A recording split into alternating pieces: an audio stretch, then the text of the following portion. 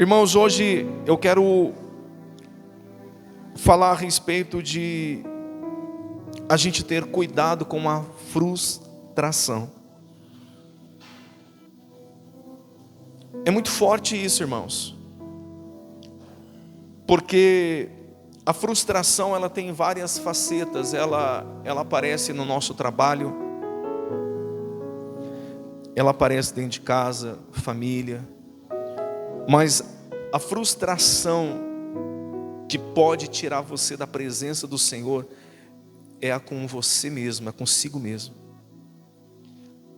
A frustração, eu estava dando uma olhada aqui na definição, é um estado de um indivíduo quando impedido por outrem ou por si mesmo de atingir a satisfação. A frustração na vida do cristão, irmãos, tem o poder de matar ele espiritualmente, mas também tem o poder de forjar ele para que ele possa ser melhor ainda. E o que acontece? Na nossa vida cristã, nós sempre vamos passar por momentos de frustração. A frustração ela tem o poder de nos fazer desacelerar. Preste muita atenção no que eu vou falar agora. A frustração ela tem o poder de nos fazer desacelerar a nossa vida de oração, de evitar a comunhão com os irmãos, de nos tirar das atividades da igreja local.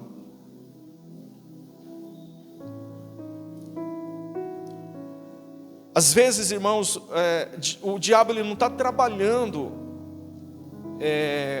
para tirar eu ou você da presença do Senhor. Ele está trabalhando para a gente ter apenas uma frustração, porque quando a gente tiver essa frustração, a gente próprio se retira.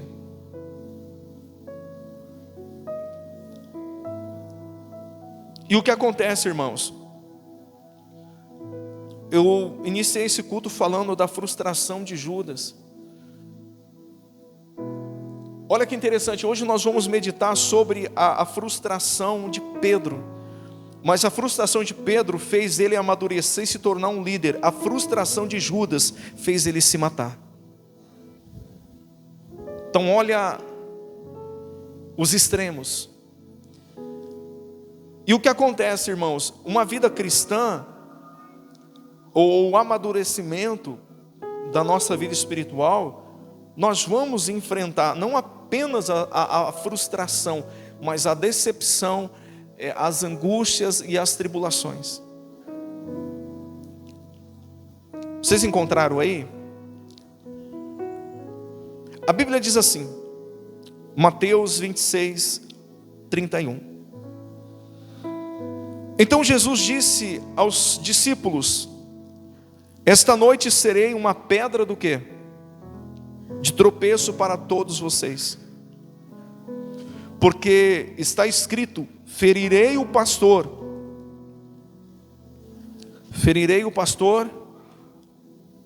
as ovelhas do rebanho ficarão dispersas. Mas depois da minha ressurreição, irei adiante de vocês para a Galileia. Mas Pedro, tomando a palavra, disse a Jesus: ainda que o Senhor venha a ser um tropeço para todos, nunca o será para mim. Olha como isso é forte. Pedro estava aqui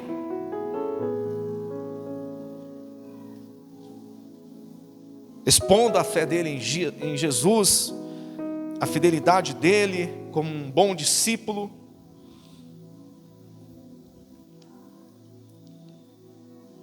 E aí a Bíblia diz assim, versículo 34. Mas Jesus lhe disse: em verdade lhe digo, que nessa noite, antes que o galo cante, você me negará 3 vezes. Pedro insistiu: ainda que me seja necessário morrer, olha a afirmação dele, ainda que seja necessário morrer com o Senhor, de modo nenhum o negarei. E todos os discípulos disseram o mesmo. Irmãos, olha a afirmação de Pedro, de uma categoria,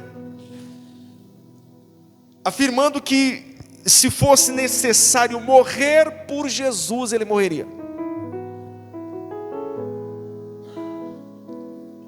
Mas Jesus falou assim: olha, você vai me negar. Irmãos,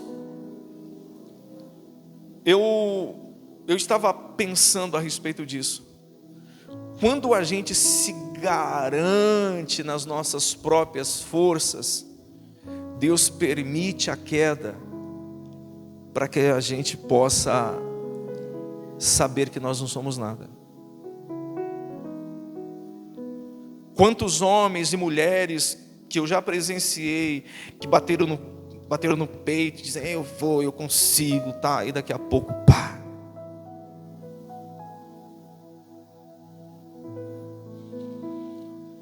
Irmãos, tem uma coisa muito difícil na vida de todos nós cristãos. Sabe qual é? Quando nós pecamos. Quando a gente faz aquilo que não é certo. A consciência acusa, a gente se frustra, e a frustração, como eu disse aqui, ela desacelera você. Ela tira a sua vontade de orar. Ela tira o desejo de você estar entre os irmãos. Então, começa-se o isolamento. E se não houver irmãos, um despertar nesse processo, aí vai tudo por ladeira abaixo. Só que, irmãos, alguns de nós, e existem muitas pessoas, que elas são muito, como que se fala? Precisa achar uma palavra correta para isso. Elas são muito duras com outras pessoas.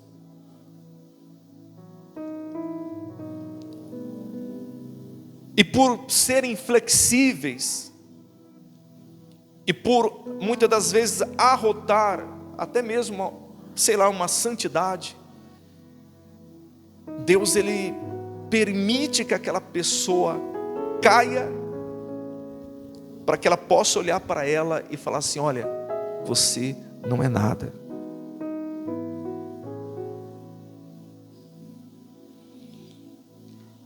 Aqui Pedro, ele estava expressando que jamais isso iria acontecer com ele.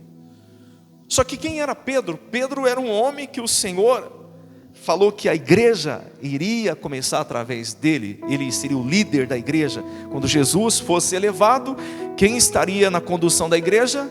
Quem seria o líder entre os apóstolos? Pedro.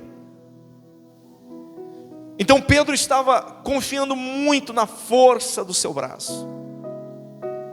Estava confiando muito, sei lá, de repente estava com o ego meio inflado, porque imagine só, Jesus disse: digo que tu és Pedro, e sobre essa pedra eu edificarei a minha. Já havia entre os discípulos, vamos colocar assim, uma competição. Foi necessário Jesus chamar eles, pegar uma bacia com água, pegar uma toalha e ensinar o caminho da humildade para eles. Irmãos, quando Paulo ele tem a experiência de ser arrebatado ao terceiro céu e ver e escutar coisas maravilhosas, sabe o que acontece? Deus coloca um espinho na carne dele, para que ele não viesse se ensorbebecer, se achar melhor que os outros. Então, irmãos, no processo de santidade, no processo de amadurecimento, às vezes é necessário uma queda para que a pessoa olhe para ela e enxergue que ela não é nada, e ela tem que parar de arrotar o que ela não é. Quem está entendendo faz assim. E é interessante, irmãos, que isso aconteceu com Pedro, e o Senhor permitiu isso acontecer para ficar como exemplo para cada um de nós. Um pouquinho mais para frente, em Mateus 26, 69, vamos ver o que diz a palavra do Senhor. A Bíblia diz assim, ó: após Jesus ter sido preso, tá? Se passa essa situação. Pedro estava sentado fora no pátio. Uma empregada aproximou-se e lhe disse: você também estava com Jesus, o Galileu. Mas ele negou diante de todos e disse: não sei o que você está dizendo, falando. Cadê o homem que bateu no peito e falou: se for necessário eu morro por ti?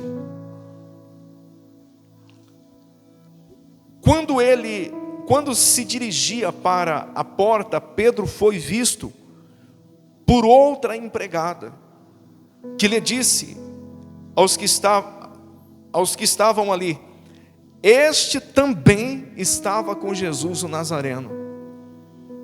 E ele negou outra vez. E ele negou agora com juramento.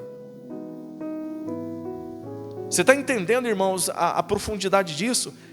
Ele não disse apenas: olha, não estava. Não, eu juro, eu não estava, eu não conheço esse homem. Mas era necessário, irmãos, Deus quebrar Pedro, para que ele pudesse ser o líder entre os discípulos, para que ele pudesse ser o Pedro que ele se tornou. E muitas das vezes, irmãos, é necessário Deus quebrar a gente no meio, Deus fazer que a gente caia em uma frustração, que a gente, fala: eu pensei que eu ia, eu pensei que eu era, mas eu não sou. Porque, como eu falei, a frustração, ela tem várias facetas, ela aparece em várias áreas da nossa vida. Porém, irmãos, quando nós nos frustramos consigo mesmo, o choro é doído, irmãos. O choro é doído. E para recomeçar, irmãos, tem que ter vontade, tem que ter desejo, senão não consegue.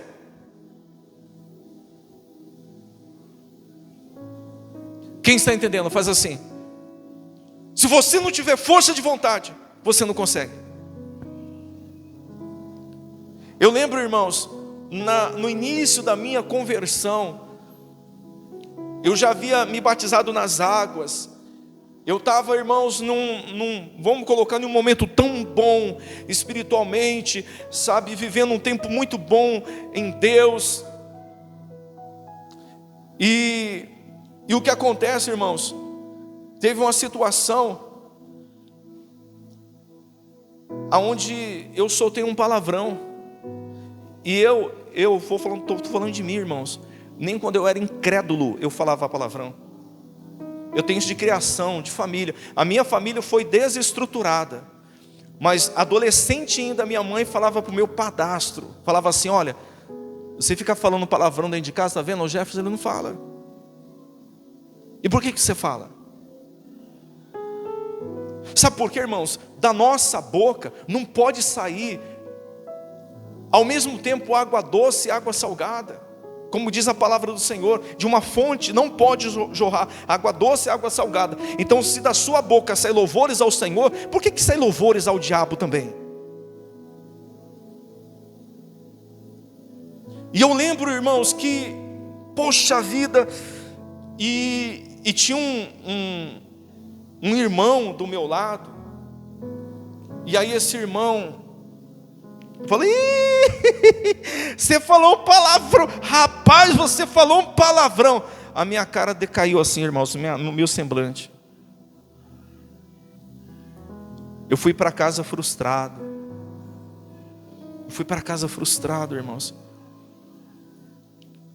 Porque eu falei, oh meu Deus. Mas hoje eu entendo, era o início da minha conversão.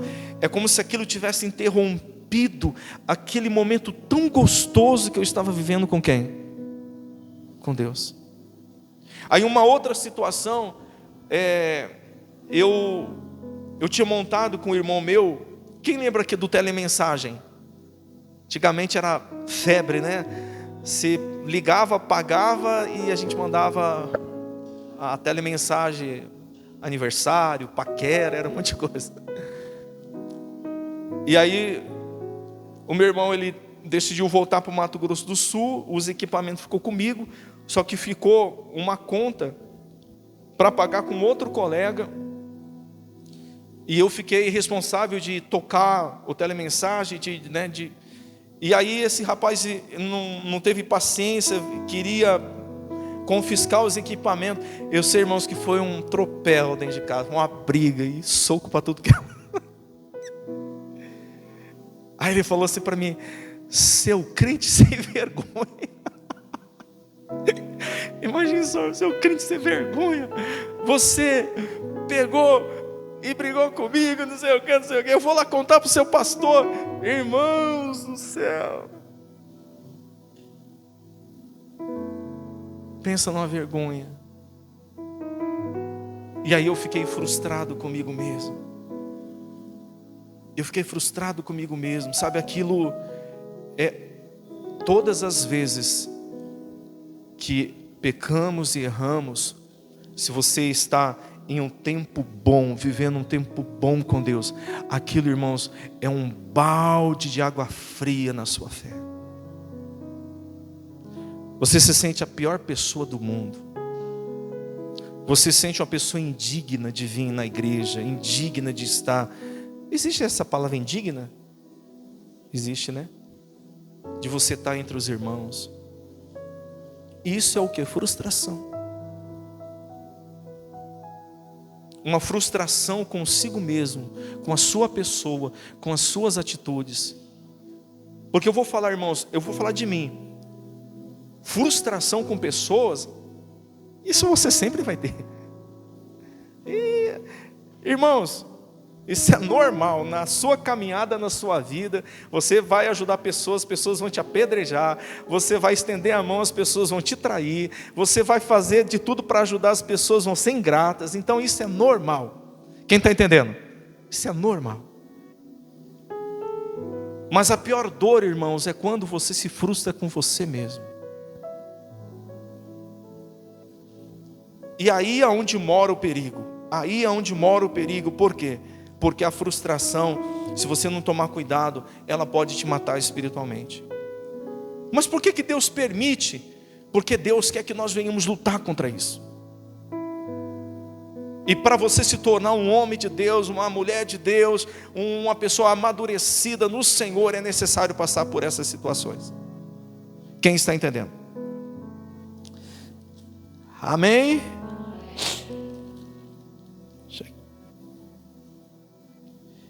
E aí, irmãos, deixa eu colocar aqui de volta aqui que saiu aqui da página que eu estava lendo. Aí o que acontece? Paramos no 73, é isso? A Bíblia diz assim: pouco depois, aproximando-se, os que estavam ali disseram a Pedro: com certeza, você também é um deles, porque o seu modo de falar o denuncia. Então ele começou a praguejar e a jurar: não conheço esse homem. E no mesmo instante o galo cantou. Então Pedro se lembrou da palavra que Jesus lhe tinha dito: antes que o galo cante, você me negará 3 vezes. E Pedro, saindo dali, o que ele fez? Chorou amargamente, frustrado. Porque na cabeça dele, isso nunca iria acontecer. Irmãos, sabe como que é a vida cristã? Ela é feita de perseverança. Ela é feita de perseverança. De repente você está aqui, irmãos, o seu coração, como eu falei, está apertado, porque você está em dívidas com o Senhor. Você está frustrado com você mesmo. Você fez o que não era para fazer. Você agiu da forma que não era para agir. Há uma cobrança sobre a sua mente, há uma cobrança sobre você.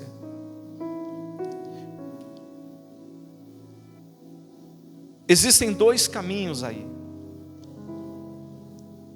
O caminho que você deve trilhar, que é assim, de você se jogar aos pés de Jesus e reconhecer o quanto você necessita e precisa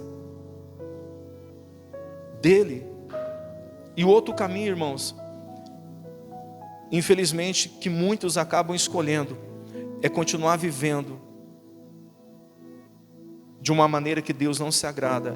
E o caminho, irmãos, esse caminho vai te levar para longe da presença do Senhor. A cada dia, a cada dia. Como eu falei, você não vai ter vontade de orar, você não vai ter vontade de estar na igreja, você não vai ter vontade de estar entre os irmãos, você não vai ter vontade de participar. E é isso que o diabo quer. É isso que o diabo ele deseja. Porque um cristão frustrado consigo mesmo, ele perde para ele mesmo. Quem está entendendo, faz assim. Só que isso na vida de Pedro preparou ele para ser um novo homem. Irmãos, olha aqui para mim. Que os seus tropeços e as suas dificuldades te preparem para você ser um novo homem, uma nova pessoa, uma nova mulher em Jesus. Que não seja para te tirar da presença dele. Que não seja para te esfriar. Irmãos, eu vou ser sincero. Se um dia você falhar, errar, sacode a poeira, se joga aos pés de Jesus, mas não pare de buscar o Senhor. Não pare de buscar a Deus. Não pare, não pare, porque a vida cristã ela é feita de perseverança. Nós somos o povo que persevera. Nós somos o povo que, irmãos, está doendo, nós estamos caminhando. Tá difícil, nós estamos lutando. Quem está entendendo, faz assim. Porque, irmãos, eu sinceramente, quando chega ao meu conhecimento uma luta de um irmão, de uma irmã, eu falo assim, meu Deus, não é fácil. Mas também é necessário. Senão não há amadurecimento.